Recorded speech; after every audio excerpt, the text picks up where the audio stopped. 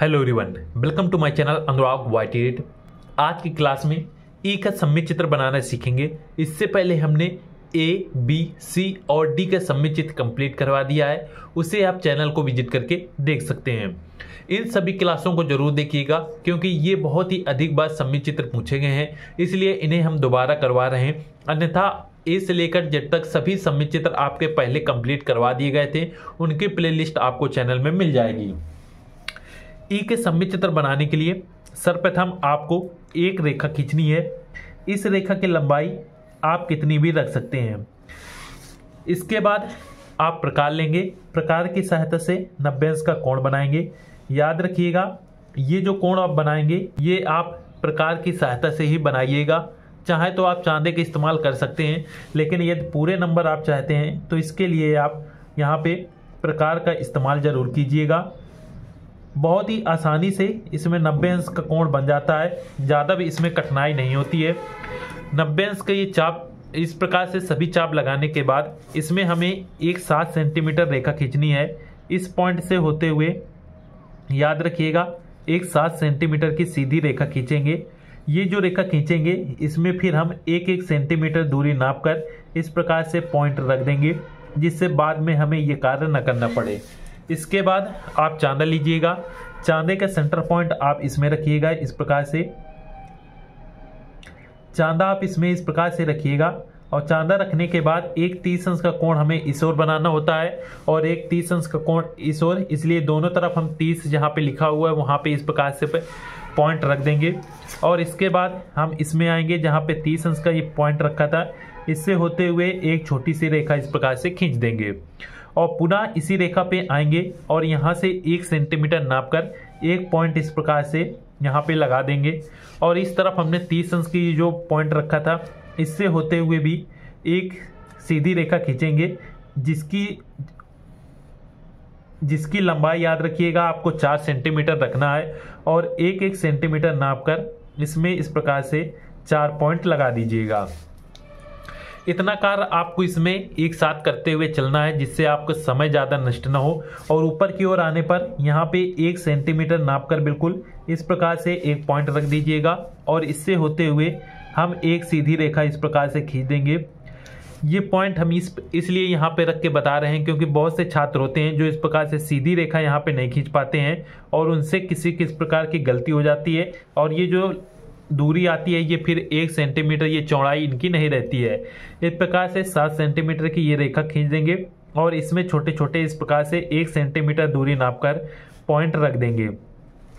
और इस रेखा के ये अंतिम पॉइंट और इस रेखा के ये जो अंतिम पॉइंट है इनको हम आपस में इस प्रकार से मिला देंगे। और यदि आप इनके बीच की दूरी देखेंगे तो बिल्कुल यहाँ पे 1 सेंटीमीटर ही निकल के आएगी। इतना कार्य करने के बाद इस रेखा पे आइएगा और ये हमने जो पॉइंट लिए थे इनसे होते हुए 7 सेंटीमीटर की आप इस प्रकार से एक सीधी आपको बिल्कुल रेखा खींचनी है। और ये रेखा जो खींचिएगा ये आपको बिल्कुल सीधी खींचनी है क्योंकि इसी के समांतर आपको बाकी जो रेखाएं रहेंगी वो खींची जाएंगी। तो इसलिए ये रेखाएं बिल्कुल सीधी और इनकी जो नाप है वो भी बिल्कुल आप बराबर रखिएगा, जिससे किसी भी प्रकार की इसमें गलती ना हो। इस प्रकार से सभी रेखाएं आप देख सकते हैं 7 सेंटीमीटर की खींची जा रही हैं, जिससे यहाँ पे कोई भी दूरी कम ज़्यादा ना हो और जो हमारा ग्राफ बन के आए वो बिल्कुल यहाँ पे सटीक बन के आएगा।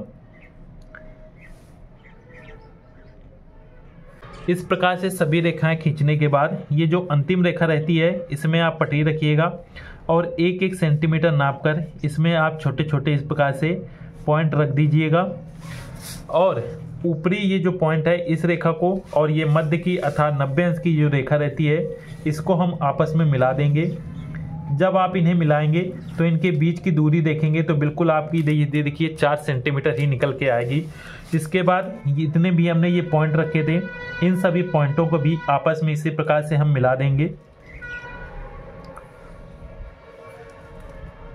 सभी पॉइंटों को आप अच्छे से मिला दीजिएगा और जो इनके बीच की दूरी या फिर लंबाई चौड़ाई रहती है उसका विशेष ध्यान दीजिएगा, जिससे कि ग्राफ में किसी प्रकार की गलती ना हो।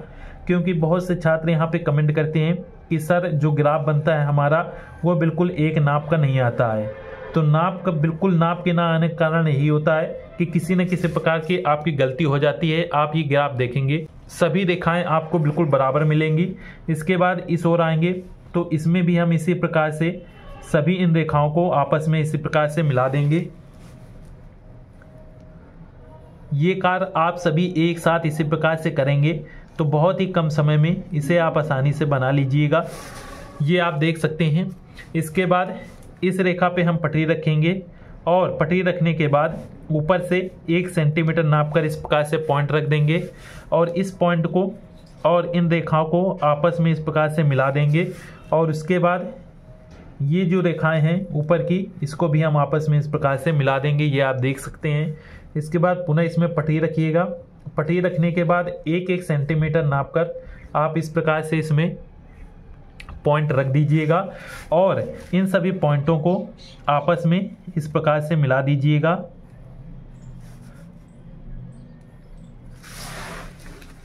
मिलाने के बाद ये हमारा ग्राफ यहाँ पे कंप्लीट हो चुका है। अब हमें ई का सममित चित्र बनाना है।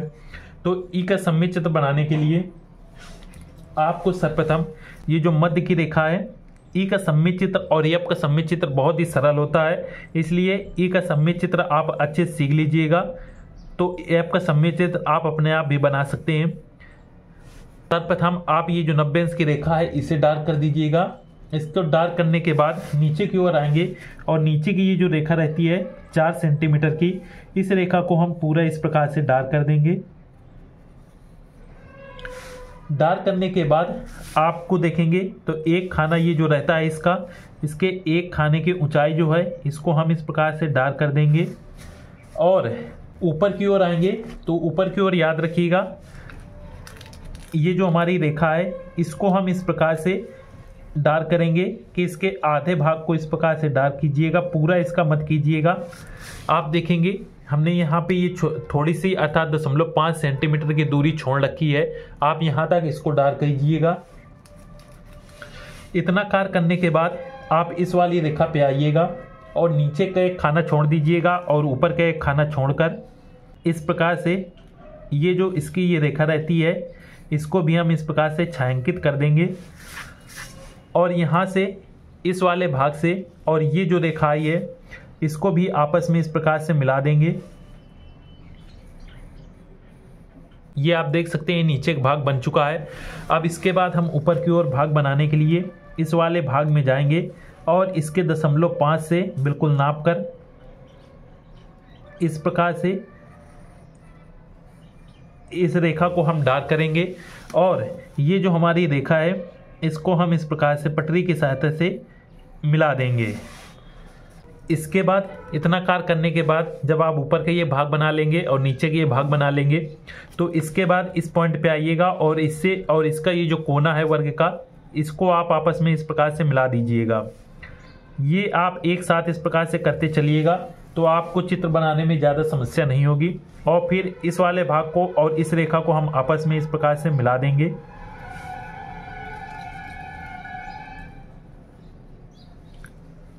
आप ये देख सकते हैं हमने इसको मिला दिया है।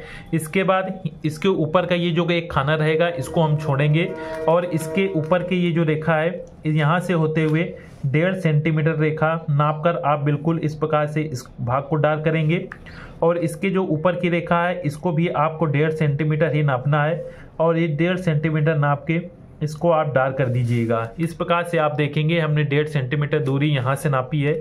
इस पॉइंट से आप नापिएगा यहाँ तक 1.5 सेंटीमीटर आएगा और यहाँ पे उसके बाद इन दोनों पॉइंट रेखाओं को इस प्रकार से बंद कर देंगे। ये इसका भाग बन जाएगा। इसके बाद इस पॉइंट को हम इसमें इस प्रकार से मिलाएंगे। ये आप देखते चलिएगा इस प्रकार से और इस वाले भाग को इसमें मिला देंगे। 1 से 2 बार इसे आप प्रैक्टिस करेंगे तो बहुत ही आसानी से इसे आप बना सकते हैं। ये आप देख सकते हैं। इसके बाद अब इसकी छाया हमें बनानी है तो ऊपर वाले भाग में आएंगे और ऊपर वाले भाग में आने पर यहाँ से हम इसकी दूरी इस प्रकार से नापेंगे और देखेंगे इस पॉइंट से और देखेंगे इस पॉइंट से 3.5 सेंटीमीटर हमारा यहाँ तक आएगा। तो जहाँ तक 3.5 सेंटीमीटर आ रहा है वहाँ तक इस रेखा को हम इसको डार्क कर देंगे। इस प्रकार से डार्क करने के बाद इस पॉइंट को और ये जो हमारी रेखा थी इसको हमने आधा लिया था, इसलिए इसके आधे भाग को इस प्रकार से बना देंगे और ऊपर की रेखा हमने ये डार्क कर दी है और ये जो नीचे की रेखा आएगी इसको भी हम पटरी की सहायता से इस प्रकार से डार्क कर देंगे। और नीचे की ओर ये जो रेखा है इसको भी इन दोनों में आपस में मिला देंगे और इस प्रकार से डार्क कर देंगे। ये रेखा थोड़ी कम दिख रही है, इसलिए इसको एक बार पुनः हम इसे और गहरा कर देंगे जिससे ये नज़र आने लगे। आप यहाँ पे देख सकते हैं। इतना कार्य करने के बाद अब हमें छाया बनानी है। छाया बनाने के लिए सबसे पहले हम इसकी छाया बनाएंगे। तो इस वाले भाग को हम यहाँ पे देखिए छायांकित कर रहे हैं।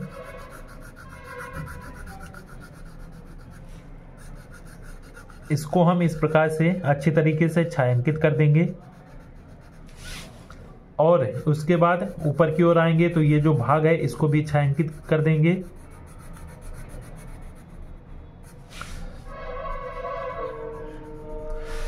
उसके बाद नीचे की ओर आएंगे तो इस वाले भाग का ये भाग छायांकित किया जाएगा, इसलिए इसको हम छायांकित करेंगे।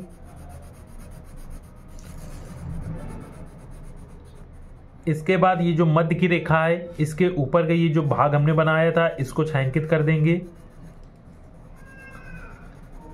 अब आप देख सकते हैं यहाँ पे ई का सममित चित्र कंप्लीट हो चुका है। इसे हम और अच्छी तरीके से याद रखिएगा, इसे आप और अच्छे तरीके से छायांकित कीजिएगा। यहाँ पे बताने के लिए सिर्फ यहाँ पे हम आपको बता रहे हैं कि इस प्रकार से इसको छायांकित करेंगे। जितना अच्छे तरीके से बिल्कुल ब्लैक आप इसको छायांकित करेंगे उतना ही ये बेहतर दिखेगा। आप यहाँ पे देख सकते हैं ई का चित्र बन चुका है और यहाँ पे देखेंगे ये जो एक्स्ट्रा लाइनें आपको कहीं पे भी चित्र में दिखाई देती हैं तो उनको आप इरेज कर दीजिएगा, जिससे सिर्फ आपका ई का जो सममित चित्र है वही नज़र आए। और उसके बाद यहाँ पे पटरी की सहायता से इसकी जो ऊंचाई है ये ज़रूर आप प्रत्येक चित्र में लिखिएगा, क्योंकि इसके आपको यहाँ पे सभी चीज़ों क्योंकि एग्जामिनर आपके सभी चीज़ें देखता है आपने किया है नहीं, और उसी के अनुसार आपको यहाँ पे नंबर मिलते हैं। उसके बाद यहाँ पे इसकी चौड़ाई इस प्रकार से लिख देंगे और चौड़ाई आपको ज्ञात है कितनी है, 4 सेंटीमीटर होती है, तो इसकी 4 सेंटीमीटर इसकी चौड़ाई लिख देंगे। और इस ओर आएंगे तो 1 वर्ग अर्थात एक खाना या एक अक्षर काट आपका 1 सेंटीमीटर का होता है, तो यहाँ पे हम 1 सेंटीमीटर इस प्रकार से लिख देंगे। और नीचे की ओर आने पर ये जो रेखा है इसको भी हम पटरी की सहायता से एक इस प्रकार से एरो बनाकर यहाँ पे हम लिख देंगे सममित सेमी। इतना कार्य करने के बाद ये कोण आपको ज्ञात था 30 अंश का था, तो यहाँ पे इस प्रकार से 30 अंश लिख देंगे। और इस रेखा को हम थोड़ा सा आगे की ओर और बढ़ा देंगे, इस रेखा को आगे की ओर और बढ़ा देंगे और ये कोण हमारा 30 अंश था, तो इस यहाँ पे हम 30 अंश लिख देंगे। अब याद रखिएगा ये चित्र अब आपका कंप्लीट होता है और सभी चित्रों में आप जो इसी प्रकार से लिखेंगे, यहाँ पे इसकी ऊंचाई, चौड़ाई और अक्षरों के वर्ग काट प्लस सममित सेमी। सममित सेमी आपके 30 अंश की रहती है, नीचे की रेखा को आधार रेखा बोला जाता है और यहाँ से एक और रेखा जाती है जो कि 45 अंश के झुकाव पे रहती है और उसे हम शुद्ध सेमी के नाम से भी जानते हैं। तो आपको याद रखना है कि शुद्ध सेमी 45 अंश की होती है, सममित सेमी 30 अंश की होती है और ये जो आधार रेखा है इसे हम 0 अंश या फिर 180 अंश कहते हैं। और ये जो मध्य की रेखा रहती है ये आपकी 90 अंश की रहेगी। ये सभी जानकारी आपको याद रखना है और ये जो छायांकित भाग है इसे आप और अच्छे से छायांकित कीजिएगा, जिससे ये जितनी भी यहाँ पे देखेंगे तो कहीं पे कम ब्लैक और कहीं पे व्हाइट नज़र आ रहा है, ये नहीं नज़र आना चाहिए, बिल्कुल एक समान होना चाहिए। सभी लोग वीडियो को लाइक ज़रूर कर दीजिएगा और चैनल में पहली बार आए हैं तो चैनल को सब्सक्राइब जरूर कर लीजिएगा, जिससे वीडियो की नोटिफिकेशन आपको मिल सके और अपनी तैयारी आप बेहतर रूप से कर सकें। मिलते हैं नेक्स्ट क्लास में। जय हिंद।